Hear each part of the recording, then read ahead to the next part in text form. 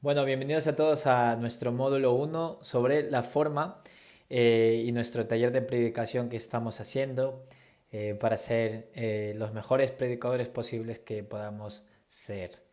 Bueno, y con la forma nos referimos a la manera en cómo impartimos una enseñanza o un sermón.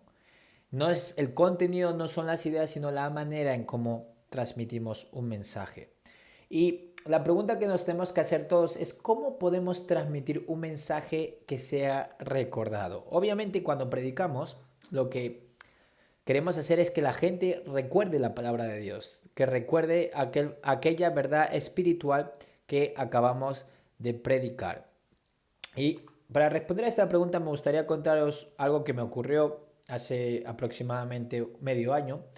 Y recuerdo que estaba en la casa de mi padre y hay unas escaleras así que va hacia arriba y tiene un techo bajo, esa puerta en concreto, y el marco de la puerta es metálico y muy puntiagudo esa parte de arriba.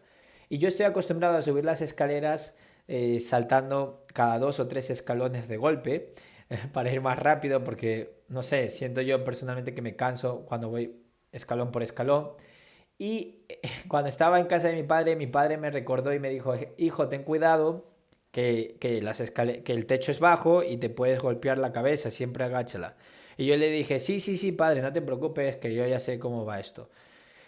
Bueno, pues no lo tuve en cuenta, se me pasó y al final salté uno de los escalones con mucha fuerza para salir de la parte baja de la casa y el techo estaba abajo y me golpeé en la cabeza un golpetazo que, vamos, casi me abro la cabeza y todo. Y menos mal que al final no necesité puntos. Pero recuerdo que después de ese golpe, de ese golpe ya no se me olvidó sobre el techo. Y esto me llevó a pensar que mientras más intensa es la emoción, ya sea agradable o desagradable, más uno se acuerda de algo. Incluso ocurre lo mismo con las películas. Muchas veces aquellas escenas o películas de las cuales nos acordamos bastante bien suele ser porque tenían escenas muy potentes o cosas que movieron muchas nuestras emociones, ¿no? Y vemos el mismo principio, que mientras más intensa sea la emoción, más uno se acuerda de algo. Y si la manera en cómo hablamos no transmite esa convicción, si la manera en cómo hablamos o predicamos no mueve las emociones, entonces nuestro mensaje se va a olvidar. Y obviamente si nosotros no estamos convencidos al predicar, mucho menos la gente será convencida. Y la Biblia nos llama a persuadir también, a convencer. Ahora bien, ¿quién es el experto en mover las emociones al enseñar? Porque cuando queremos aprender es bueno ver al experto en esto. Y el experto es básicamente Jesús. Jesús era un experto en mover las emociones de los demás. Y esto lo vemos en la escritura que vimos antes, en Marcos 1:22, que la gente se asombraba, sentía asombro, es un montón de emociones de su enseñanza porque la impartía como quien tiene autoridad y no como los maestros de la ley. Y aquí obviamente lo que vemos es que la gente estaba sorprendida de cómo Jesús enseñaba, de la manera en cómo Jesús transmitía su mensaje. Pues en la iglesia tenemos que hacer lo mismo. Tenemos que mover las emociones a través de la convicción que tenemos sobre lo que vamos a predicar, porque el mejor sermón se olvida si no tenemos la mejor forma. Ahora bien, ¿qué podemos hacer para hablar de una forma que mueva las emociones de la gente y recuerde el mensaje? Bueno, lo primero es saber cómo las personas entienden y procesan lo que comunicamos. Curiosamente, en muchos libros de preparación de mensajes o talleres de predicación que he escuchado, la gente ignora esta parte porque se centra mucho en el mensaje bíblico, pero ignora los descubrimientos o los problemas, digamos, extra bíblicos de la persona que oye, de cómo la gente entiende y procesa lo que comunicamos. Y es muy importante tener eso en cuenta porque nosotros queremos que la gente se lleve el mensaje bíblico, no solamente que lo escuche y ya está. Entonces, por eso vamos a ver la importancia de esto para tener una convicción sobre cómo la gente entiende y procesa lo que comunicamos. Y luego vamos a pasar a ver, lo segundo es poner en práctica acciones que ayudan a transmitir el mensaje, cosas concretas. Bien, pues vamos a hablar de lo primero. ¿Cómo entienden y procesan las personas lo que comunicamos? Bueno, pues en primer lugar, las personas entienden lo que decimos a través de la comunicación no verbal o lenguaje no verbal. Nuestro lenguaje no verbal está compuesto de posturas, colocación, movimientos y gestos de la cara. La comunicación no verbal representa el 65% de nuestra comunicación. Es decir, el éxito en que alguien entienda lo que comunicamos depende del 65% de nuestra comunicación no verbal. Es por eso que cuando solo hablamos por chat y no utilizamos emoticonos, es difícil saber cómo lo está diciendo, con qué intención, a menos que sea algo simplemente de datos o hechos. Pero lo demás queda a la interpretación. Por eso hay muchas peleas y malentendidos por texto, por el WhatsApp o por cualquier plataforma de chat o aplicación de chat. Y las personas cuando perciben o entienden lo que decimos, la mayoría lo captan por nuestro lenguaje no verbal. 65% nos jugamos aquí. Por eso es importante tener esto en cuenta.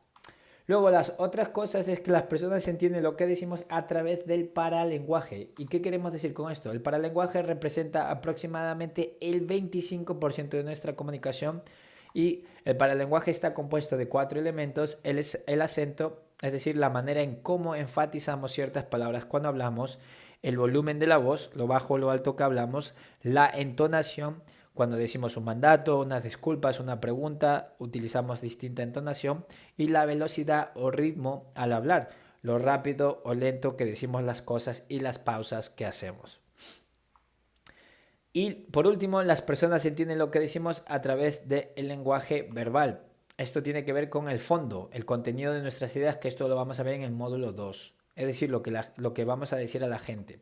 Tan solo representa el 10% de nuestra comunicación. Por eso es importante que la forma o el modo en cómo decimos el mensaje sea excelente para que ese 10% que la gente va a captar entre bien. O sea, que capte mucho más utilizando más herramientas, como el cuerpo, los gestos y todo eso.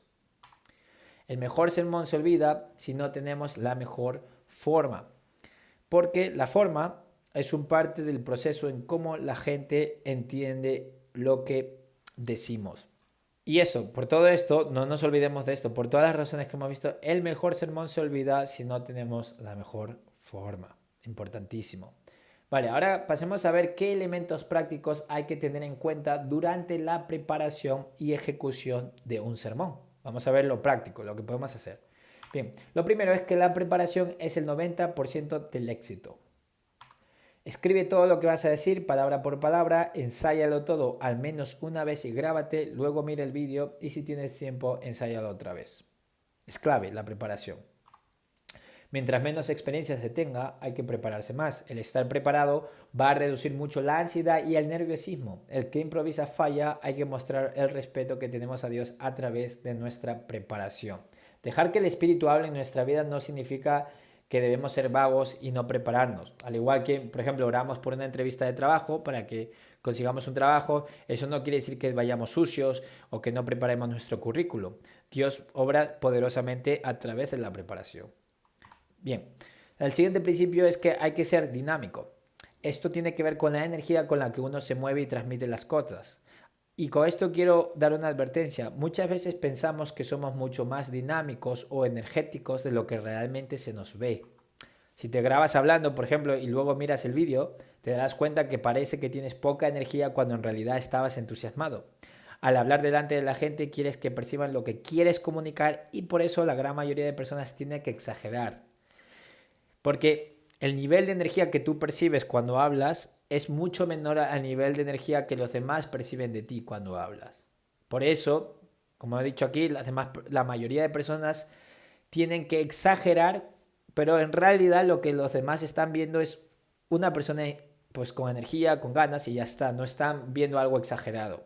Salvo ciertos casos, si no te lo han dicho antes, lo más probable es que no exageras. Mientras más reducido y cerca esté el grupo de personas, más fácil es transmitir con la cara y el cuerpo. Exacto, si es un grupo reducido, o por ejemplo aquí, haciéndolo online, la cara transmite, pero también estoy utilizando una diapositiva, lo cual ayuda mucho como apoyo visual, porque carezco de que se me vea todo el cuerpo. Transmite ya. Ahora bien, mientras más lejos esté la gente, más tienes que exagerar para transmitir a los de la última fila. Exacto. Cuando hablamos en público queremos transmitir al que está sentado al último. Y mientras más grande sea el lugar, más exagerado tienes que transmitir, ¿no? Entonces, si estás delante de muchas personas, tienes que ser hiper exagerado porque en realidad no estás siendo tan exagerado. porque el público es muy grande. Pero si es un grupo muy pequeñito, estáis muy cerca y exageras y tus gestos son muy exagerados, puedes resultar un poco violento, un poco incómodo. Seguimos. Movimiento de manos. Debemos utilizar las manos para apoyar nuestro mensaje con el fin de comunicar con mayor intensidad. Hay que evitar coger el escrito o el papel que tienes de notas o un boli cuando se habla, eso distrae. Es mejor poner las manos en punto neutro, que es básicamente así. En punto neutro es casi como mostrando ese lado de las manos, el de arriba, ¿vale? ¿Por qué hay que evitar coger el boli o un papel? Porque muchas veces cuando se coge el papel se ve como uno tiembla, o cuando está con el boli a veces se pone a darle así y escucha el sonido y no se da cuenta porque está nervioso de hablar. Entonces hay que evitar esas cosas. El movimiento de manos debe apoyar nuestro mensaje, no distraer, ¿no? Entonces, y también hay que evitar poner las manos en la espalda o en los bolsillos. Hay que evitarlo porque las manos son una gran manera de enfatizar tu mensaje. Necesitamos utilizarlas, no perder esa oportunidad. El siguiente es gestos de la cara y contacto visual. La cara debe expresar lo que estás sintiendo, lo que estás pensando. Y hay que mirar a los ojos, ¿vale? Con esto. Es decir, debemos expresar con la cara y también mirar a los ojos para que la gente transmitir todavía más lo que estamos sintiendo. Si es un público pequeño, haz contacto visual con cada uno, cada 2-3 segundos mirando a cada uno a los ojos, vas así. Y si es un público grande, haz contacto visual con algunas personas por cada sección del público. Entonces puedes mirar a la izquierda, puedes mirar enfrente algunos pocos y luego a la derecha, pero siempre quieres mirar a todos. Otro aspecto importante es la colocación de tu cuerpo en el escenario. Tienes que estar donde todos te puedan ver muy bien. Por lo general, esto es en el centro del escenario. Si algo tapa tu cuerpo, trata de ponerlo a tu lado o moverte por el escenario. Sobre todo con los púlpitos a veces que son muy altos, lo mejor es ponerlo en lados para que puedas transmitir con tus gestos, con tu cuerpo. Lo otro es escenificar los ejemplos. Cuando utilicemos alguna ilustración o ejemplos, lo mejor es actuarlo o escenificarlo en vez de narrarlo. Por ejemplo, en vez de decir que una persona caminaba como si fuera un gángster, actúalo, camina en el escenario, la gente lo visualiza más fácilmente y se va a echar unas risas y va a relajar a la gente para que luego escuche tu explicación o vea la aplicación. Otro ejemplo, si quieres contar un diálogo, cuando digas la frase exacta, pon todos los gestos. Mi jefe me dijo, estás despedido, David. Y puedes significar el tono, la cara, el volumen de la voz y el lenguaje corporal. Lo que quieres es que la gente lo vea en vivo y en directo. Es por eso que nos molan las pelis, porque la gente, cuando decimos, ¡oh, qué gran actriz o qué gran actor!, es porque interpretan ciertos papeles que no son ellos mismos en la vida real, pero que sin embargo son tan convincentes como si fuera la misma realidad. Y eso es lo increíble. Y a la gente le encanta ver eso, porque transmite emoción, porque la gente se pone en el papel y experimenta esas emociones, esas experiencias humanas. Y necesitamos hacer lo mismo cuando hagamos ejemplos. En vez de contarlos, actuémoslo, escenifiquémoslo. Luego vocaliza lo que dices y no seas monótono. Es importante articular o vocalizar cuando hablamos en público mucho más. Por ejemplo, si algo te cuesta, practica leyendo en voz alta muy bien cada palabra. Si es un defecto grande, entonces hazlo con un bolígrafo o lápiz en la boca. Por ejemplo, si yo tengo un problema para vocalizar, porque tartamudeo mucho o lo que sea, puedo poner aquí y decir, es importante articular o vocalizar cuando hablamos en público mucho más. Si con el lápiz en la boca o lo que sea en la boca no se te entiende lo que dices, entonces tienes que exagerar mucho más. Una vez que practicas eso, te lo quitas y vas a poder articular y vocalizar mucho más cuando hablas en público. Por lo general, uno no tiene que hacer eso, basta con practicar leer en alto las porciones de la Biblia, practicarlo bien, ser pausado, no tener un discurso atropellado. También hay que evitar mantener el mismo tono de voz, agudo o grave. Es decir, no puedo hablar todo el tiempo así, ni tampoco así. Tengo que cambiar para poder enfatizar, porque el cambio de tono nos ayuda a enfatizar lo que estamos diciendo. Y también hay otra recomendación es que hay que evitar gritar todo el tiempo. La gente desconecta porque es demasiada tensión. A veces he visto prédicas, ¿no?, que las personas quieren enfatizar gritando todo el tiempo, poniéndose en un tono muy como pasional, agresivo y casi un poco enfadado o indignado. Esto yo no lo suelo recomendar porque si es demasiado todo el tiempo, la gente al final desconecta. Muchas veces pensamos que el ser solemne o serio es mucho más espiritual que el echarse unas risas y entender el mensaje mejor. Eh, no, yo conozco mucha gente solemne, como muchos políticos que son mentirosos, y conozco mucha gente pues jocosa, alegre, que al final pues son más sinceros. Entonces hay que quitarnos estos estereotipos, que las risas es porque el mensaje no se está tomando en serio. No, no tiene por qué. ¿Vale? Porque la gente conecta a través del humor, la gente conecta a través de las historias y se lleva más que si tú empiezas a gritarles todo el tiempo. No quiero decir con esto es que nunca haya que alzar la voz, sí, depende del tipo de sermón, pero si es todo el tiempo es algo que es, no sé, innecesario, y al final la gente se puede quedar como, ¿qué le pasa a este tío? Bien, un ejemplo excelente de esto, de cómo vocalizar y no ser monótono, es un filósofo, es un divulgador ateo, filósofo. Yo estudié filosofía y él tiene unas charlas muy buenas en YouTube que se llama Darío Stanriver. Y él es un ejemplo genial, que no alza demasiado la voz ni nada, pero la manera en cómo vocaliza y cambia su tono enfatiza muy bien y hace que su discurso se entienda con una gran claridad. Yo, de hecho, a pesar de haber practicado mucho, sigo aprendiendo a crecer en este sentido también. El siguiente principio que tenemos es utilizar el silencio y evita las El siguiente principio que tenemos es utilizar el silencio y evitar las muletillas. El silencio es una poderosa herramienta para enfatizar lo que uno dice al final de la frase y dejar que la gente conecte con el mensaje. Una mala costumbre que todos tenemos es el uso de muletillas. Es importante trabajar esto para no perder esos silencios. Es muy común que utilicemos o bueno, bueno, bueno, o cosas así.